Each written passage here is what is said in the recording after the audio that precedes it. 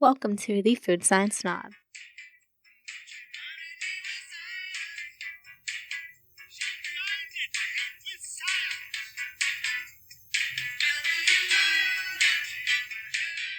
Hello and welcome back to another episode of the Food Science Snob. Wow, look at this, guys. Me actually sticking to my podcast schedule for once since the summer.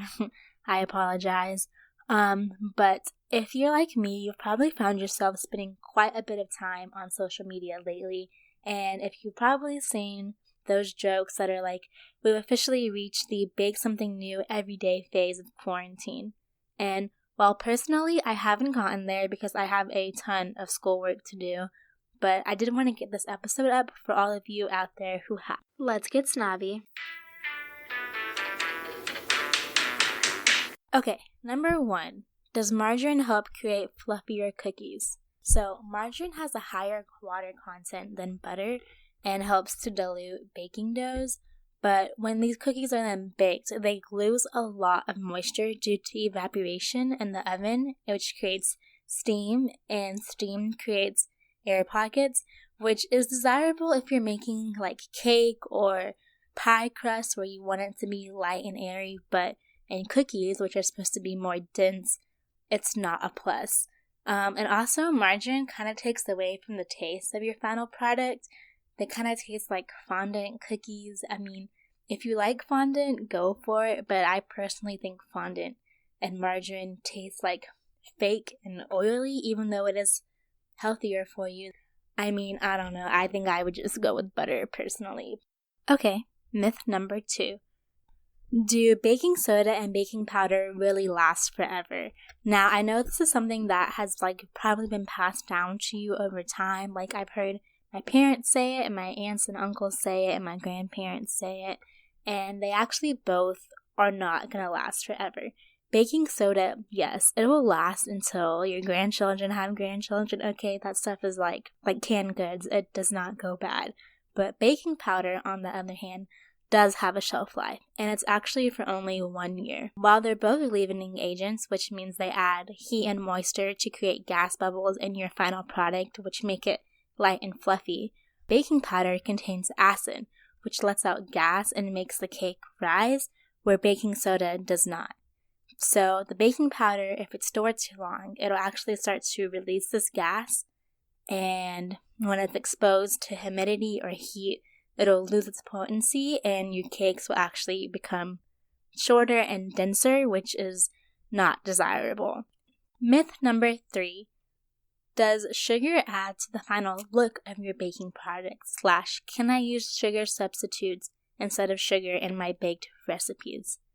Okay, so you know that gorgeous brown color that you get on muffins, cakes, cookies, pretty much any baked good? Yeah, that's because of the sugar. Most people think that sugar is just, for sweetness, but it actually has a lot of properties like helping to maintain moisture, taste, stability, lowers the water activity, and color. That gorgeous brown color that you get is actually a reaction called Maillard browning, which is due to the reducing parts of the sugar in your sugar products, and it leads to the color and the aroma and the smell that you associate with baked goods.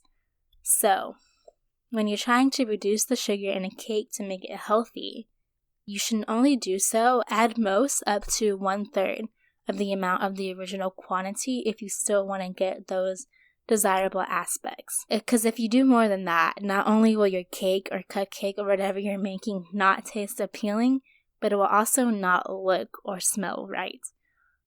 So yeah, don't assume that you can just swap out sugar in your recipe for an artificial sweetener and get the same results.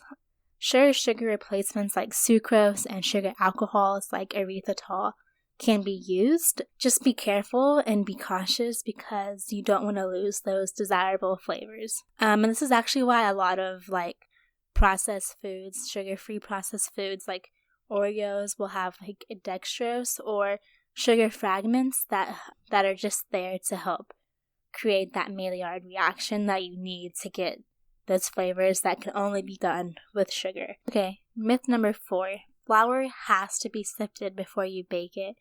Oh my gosh. Okay, I personally hate sifting, like with a passion, and I don't know why, so don't ask me. I don't know. It's just like a huge waste of time to me. It's so time consuming and so messy, and honestly my least favorite part of baking in general.